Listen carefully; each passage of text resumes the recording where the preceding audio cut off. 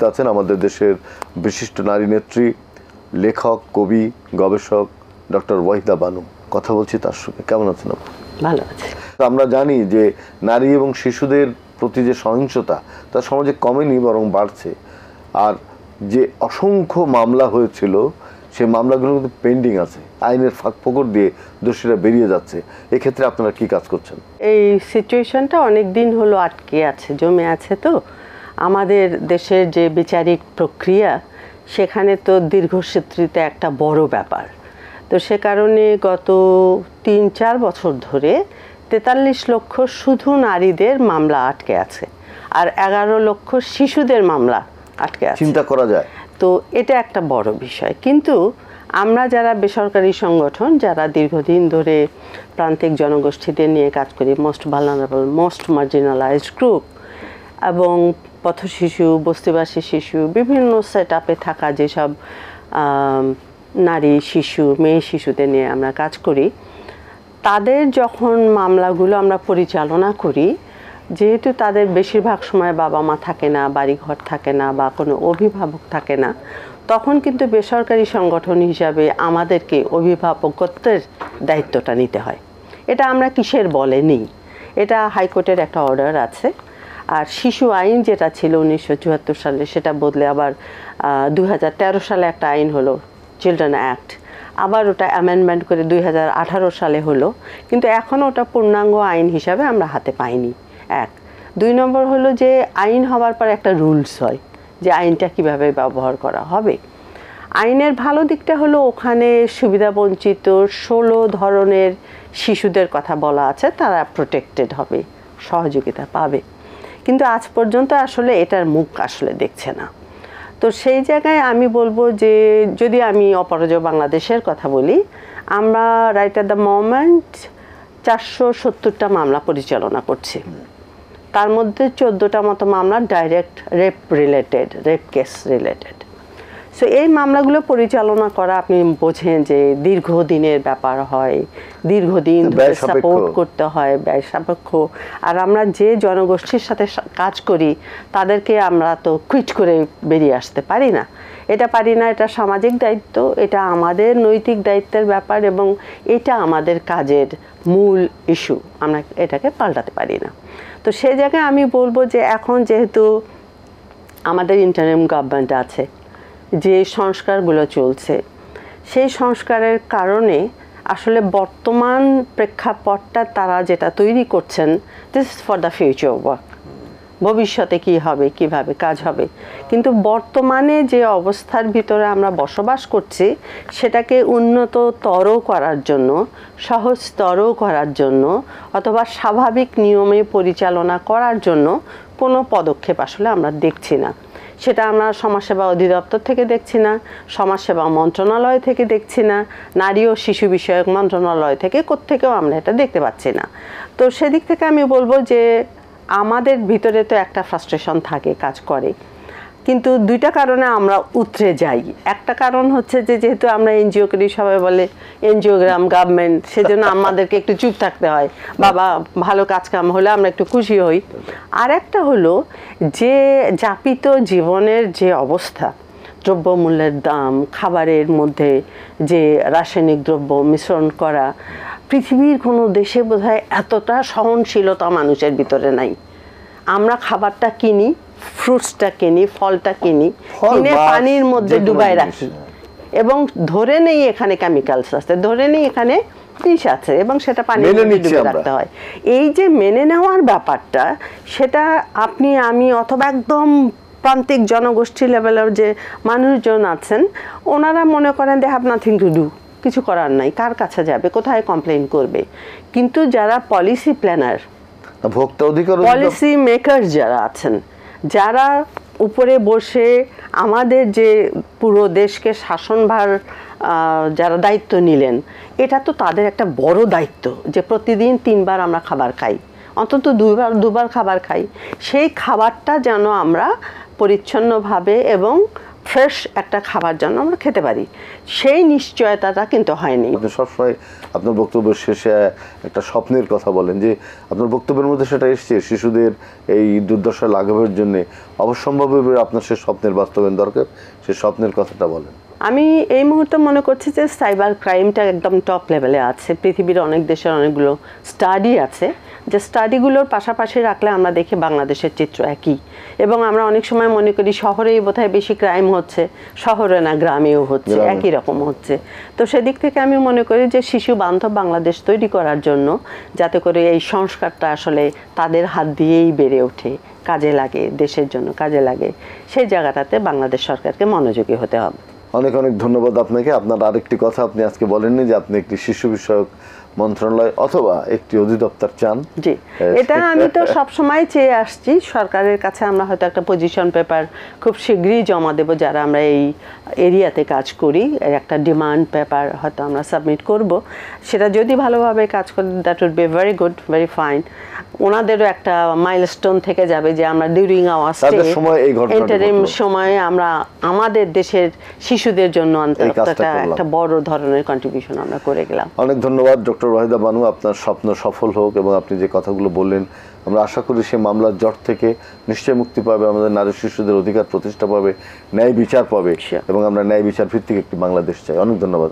ধন্যবাদ আপনাকেও, এটিএনের দর্শকদের অনেক ধন্যবাদ। শুধু দর্শক, আপনারা দেখছেন এটিএন বাংলার অপরাজেয় বাংলাদেশ এবং ডাইনামিক গ্রুপ নিবেদিত সবার জন্য অনুষ্ঠান। আমরা এতক্ষণ ছিলাম সাম্প্রতিক ভাবনা পর্বে, এবারে যাব আবৃত্তি পর্বে। আজকে আবৃত্তি পর্বে উপস্থিত আছেন দেশের বিশিষ্ট আবৃত্তি শিল্পী দিলারা নাহার বাবু। তিনি দীর্ঘদিন কানাডার টরন্টোতে থাকেন, কিন্তু দেশের টানে, মাটির টানে সবসময় আমাদের বাংলাদেশে তিনি আসেন এবং তার মাতৃভূমিকে তিনি ভালোবাসেন, বাংলা ভাষাকে ভালোবাসেন। দিলারা নাহার বাবু কানাডাতেই আবৃত্তি সংগঠনের সঙ্গে যুক্ত, এবং নিজে বাংলা কবিতার আবৃত্তি নিয়ে অনেক দেশে তিনি যান। এটাই হলো আমাদের সবচেয়ে ভালো লাগার বিষয়। কথা বলছি দিলারা নাহার বাবুর সঙ্গে। কেমন আছেন দিলারা? খুব ভালো লাগছে, ভালো আছি।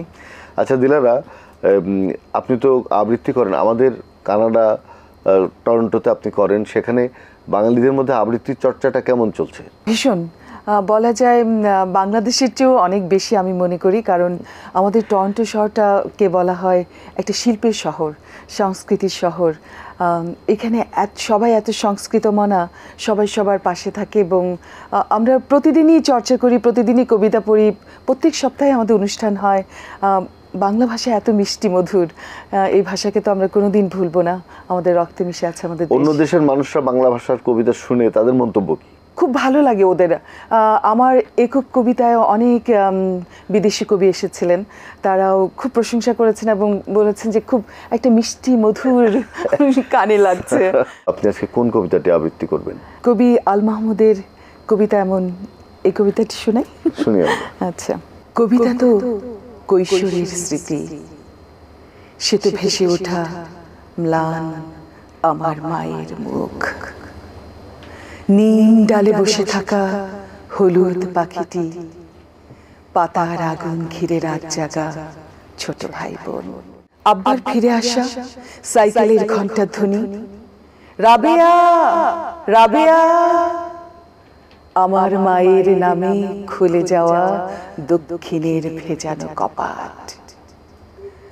কবিতা তো ফিরে যাওয়া পার হয়ে হাঁটু জল নদী, কুয়াশা ঢাকা পথ, ভোরের আজান কিংবা নাড়ার দহন, পিঠার পেটের ভাগে ফুলে ওঠা তিলের সৌরভ, মাছের আষ্টে গন্ধ, উঠানে ছড়ানো জাল, আর বাঁশ ঝাড়ে ঘাসে থাকা দাদার কবর।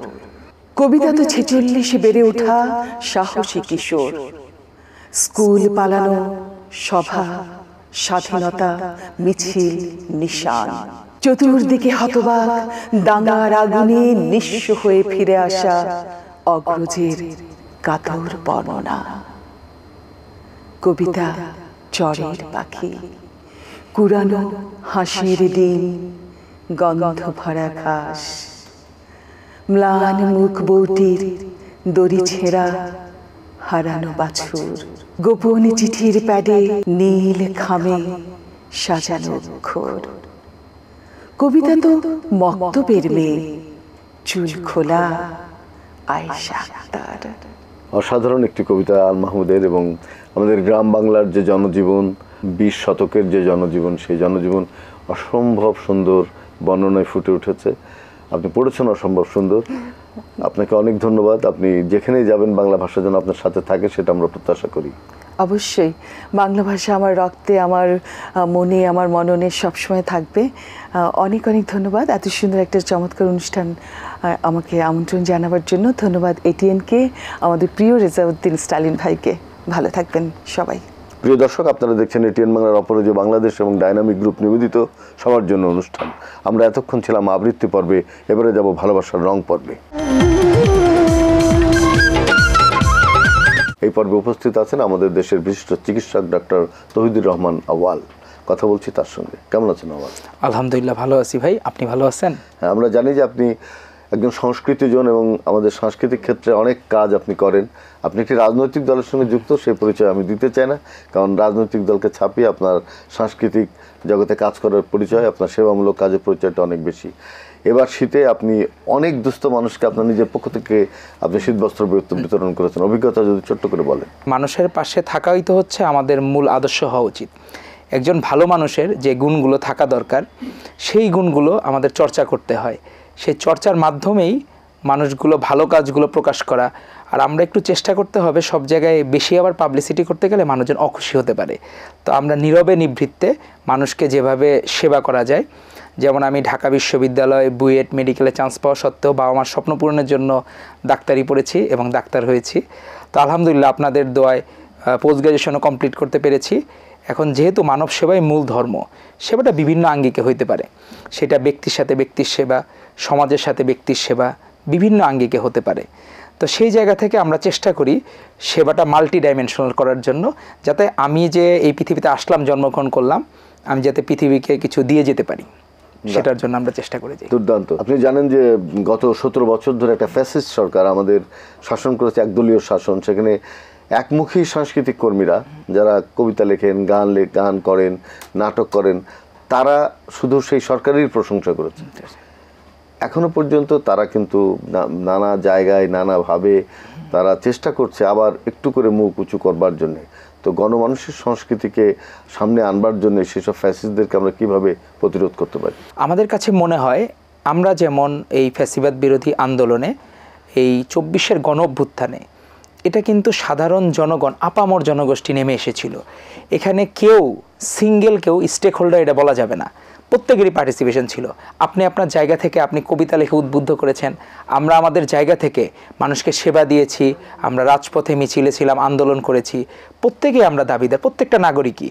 যে একজন আপনি শ্রমজীবী মানুষ, সে কিন্তু বুঝে না বিসিএস ক্যাডার কি, সে কিন্তু বৈষম্য বুঝে না, সে কিন্তু বিসিএস চাকরির জন্য কিন্তু আন্দোলন করে নাই।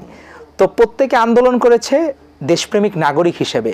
তারা মনে করেছে যে হাসিনা ফ্যাসিস্ট এবং তার হাতে দেশ অনিরাপদ, এবং দেশ আপনার অন্য কোনো খারাপ এবং পতিত রাষ্ট্রের দিকে যাবে। তো সেজন্যই তারা কিন্তু আন্দোলন করেছে। এখন দুঃখজনক হলেও সত্যি, 17 বছরে একটা গাছ আপনার যখন চারা বপন হয় স্বৈরাচারের, সেটা কিন্তু বিকশিত হয়ে সেটা ফলও ধরা শুরু করতেছিল। সেই জায়গায় যারা লতায় পাতায় আওয়ামী দোসররা রয়ে গেছে বা ফ্যাসিস্টের দোসররা রয়ে গেছে, তারা কিন্তু এখনও বিভিন্নভাবে টিকে থাকার চেষ্টা করবে, বিভিন্ন রাজনৈতিক দলের মধ্যে ঢুকে পড়ার চেষ্টা করবে। তবে এদিক দিয়ে আমাদের যথেষ্ট সচেতনভাবে আমাদের রাজনৈতিক দলটি, আমি যে রাজনৈতিক দলের প্রতিনিধিত্ব করি, বাংলা জাতীয় দলের সিনিয়র যুগ্ম মহাসচিব অ্যাডভোকেট রুহুল কবির রিজভী আহমেদ গতকালও একটি স্টেটমেন্ট দিয়েছেন, নতুন কোনো কর্মী আমাদের দলে ঢোকানো হচ্ছে না। আপনি অসাধারণ করে বললেন, এবং সবচেয়ে বড় কথা হচ্ছে যে মানুষকে ভালোবাসার কথা আপনি বললেন। জি, উনি দেশকে ভালোবাসেন। এই ভালোবাসার রংটা, ভালোবাসার রং হচ্ছে আপনার 7 রঙে রাঙানোর যে বলা যায় যে রংধনুর, আপনি এরকম রংধনুর রঙে ব্যাখ্যা করতে পারেন। ভালোবাসার রং হচ্ছে এক একজনের ব্যক্তিগতভাবে এক এক রকম। আপনার কাছে ভালোবাসাটা মধুর, আবার অনেকের কাছে ভালোবাসাটা রঙিন, টার্ম ভিন্ন হইতে পারে, কেউ মধুর, কেউ রঙিন, কিন্তু ভালোবাসা হলো মাল্টি ডাইমেনশনালি, আপনি বিভিন্ন আঙ্গিক আপনি দেখতে রংধনু রঙের মতো। আপনার ভবিষ্যৎ স্বপ্ন কি? ভবিষ্যৎ স্বপ্ন হচ্ছে এই দেশকে কিছু দেওয়া, যে আমি যে পৃথিবীতে এসেছি আমি যাতে এই দেশকে কিছু দিয়ে যেতে পারি, এবং আমি একজন গর্বিত বাংলাদেশি নাগরিক হিসাবে যে আমি আমার জীবন এই বাংলাদেশের জন্য বিলিয়ে দিতে চাই, মানুষের সেবার জন্য বিলিয়ে দিতে চাই। অনেক ধন্যবাদ তৌহিদুর রহমান আউয়াল। আপনি আপনার মতো তরুণরা যারা চিকিৎসা পেশায় আছে, শিক্ষা পেশায় আছে, যারা সংস্কৃতির সঙ্গে যুক্ত, রাজনৈতিক সংস্কৃতিকে সমৃদ্ধ করতে চান, দেশে গণতন্ত্র প্রতিষ্ঠা করতে চান, মৌলবাদের বিরুদ্ধে আন্দোলন করতে চান, আপনাদের আমাদের অনেক দরকার। ধন্যবাদ ভাই। প্রিয় দর্শক, আপনারা দেখছেন এটিএন বাংলার অপরাজেয় বাংলাদেশ এবং ডাইনামিক গ্রুপ নিবেদিত সবার জন্য অনুষ্ঠান। আমরা এতক্ষণ ছিলাম ভালোবাসার রং পর্বে, এবারে যাব জানা অজানা পর্বে। উপস্থিত আছেন আমাদের দেশের বিশিষ্ট সাংস্কৃতিক ব্যক্তিত্ব, রাজনীতিক, আমাদের সকলের প্রিয় নাজমুল হাসান। কথা বলছি তার সঙ্গে। কেমন আছেন নাজমুল ভাই? জি, আমি ভালো আছি। আমাদের দেশের অর্থনৈতিক অবস্থা ধীরে ধীরে উন্নয়নের দিকে যাচ্ছে, কারণ ফ্যাসিস্টরা যেভাবে অর্থনীতিকে বিপর্যস্ত করে গেছিল সেখান থেকে বেরিয়ে আসা সত্যিই কঠিন। এর মধ্যে সবচেয়ে একটা বড় সমস্যা আমাদের দেশের জন্য একটা মানে অ্যাটলাসের দৈত্যের মতো চেপে বসেছে, সেটা হলো রোহিঙ্গা সমস্যা। আপনি কি মনে করেন অচিরকালের মধ্যে রোহিঙ্গা সমস্যার সমাধান হওয়া সম্ভব? আসলে বাংলাদেশ একটা উন্নয়নশীল দেশ, আমাদের নানাবিধ সমস্যা রয়েছে, তার মধ্যে রোহিঙ্গা সংকট আমাদের একটি ভয়ঙ্কর সমস্যা বর্তমানে, এবং এটি যেন গদির উপর বিস্ফোরণ হিসেবে দাঁড়িয়েছে বাংলাদেশের। রোহিঙ্গা, আপনারা জানেন যে গত 5 বছর যাবৎ এই 10 লক্ষ রোহিঙ্গা আমাদের কক্সবাজার অঞ্চলে আমাদের আঞ্চলিক নিরাপত্তার জন্য বিরাট একটা হুমকি হয়ে দাঁড়িয়েছে। এবং এই রোহিঙ্গা সংকটের সমাধান জরুরি প্রয়োজন, এবং আমি মনে করি এটা সম্ভব।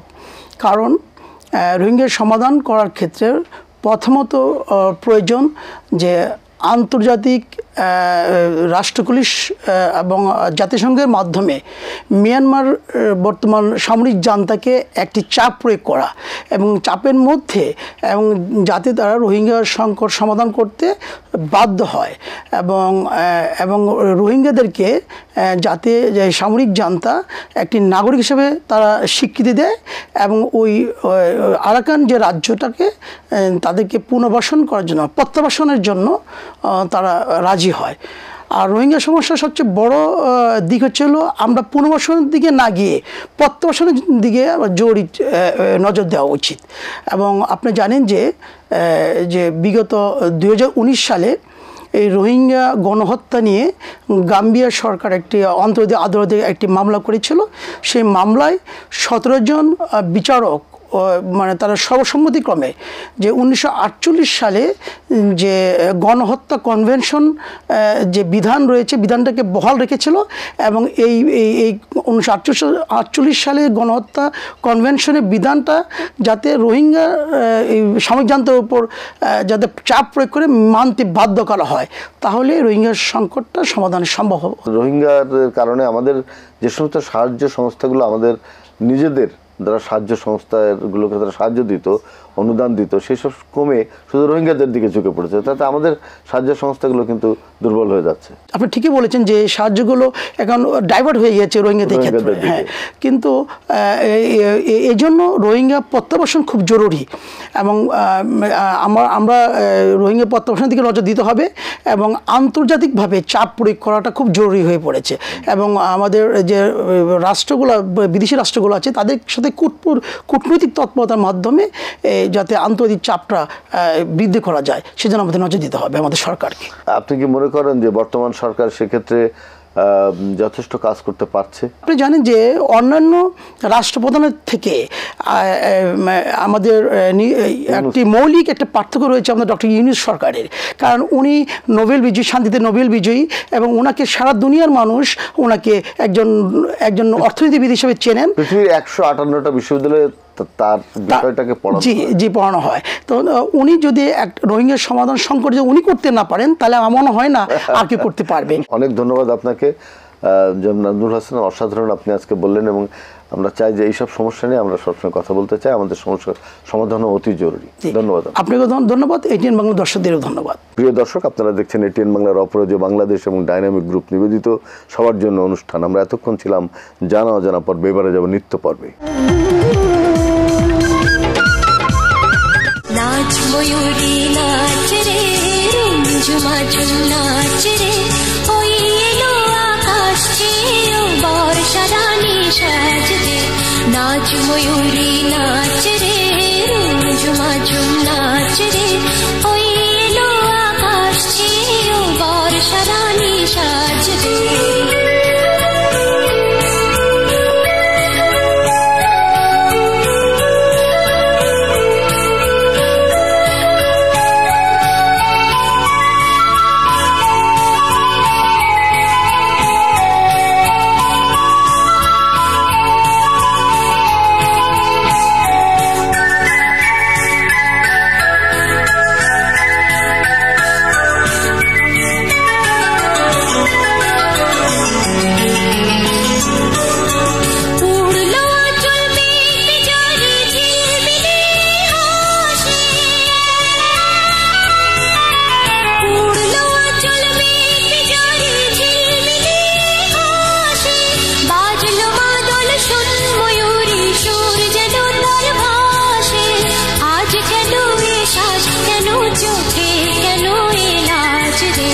নাচ ময়ূরী নাচ রে, ঝুমা ঝুম নাচ রে, ওই এলো আকাশ ছেয়ে বর্ষা রানী সাজরে। প্রিয় দর্শক, আমরা দেখতে দেখতে অনুষ্ঠানের শেষ প্রান্তে। আমরা শুরু করেছিলাম আমাদের রাজনৈতিক সংস্কৃতি বিকাশের কথা দিয়ে, মত প্রকাশের স্বাধীনতার কথা দিয়ে। আমরা যে মত প্রকাশ সঠিকভাবে করতে না পারি, আমরা যদি চিন্তার মুক্তি আন্দোলনকে ত্বরান্বিত করতে না পারি, তাহলে আমাদের জাতীয় জীবনের কোনো রেনেসা ঘটবে না। আমাদের স্বাধীনতার মূল মন্ত্র হলো সাম্য, মানুষে মানুষে ভেদাভেদ দূর করা, একটা ঐক্য ভিত্তিক সমাজ প্রতিষ্ঠা, জ্ঞানকেন্দ্রিক সমাজ প্রতিষ্ঠা এবং জ্ঞানের আলো ছড়িয়ে দেওয়া। আমরা সেই লক্ষ্যে যেতে চাই, একটি জ্ঞানকেন্দ্রিক সমাজ প্রতিষ্ঠা করে আমরা মানুষের ভালোবাসা অর্জন করতে চাই। প্রিয় দর্শক, আপনারা সবাই ভালো থাকবেন, সুস্থ থাকবেন।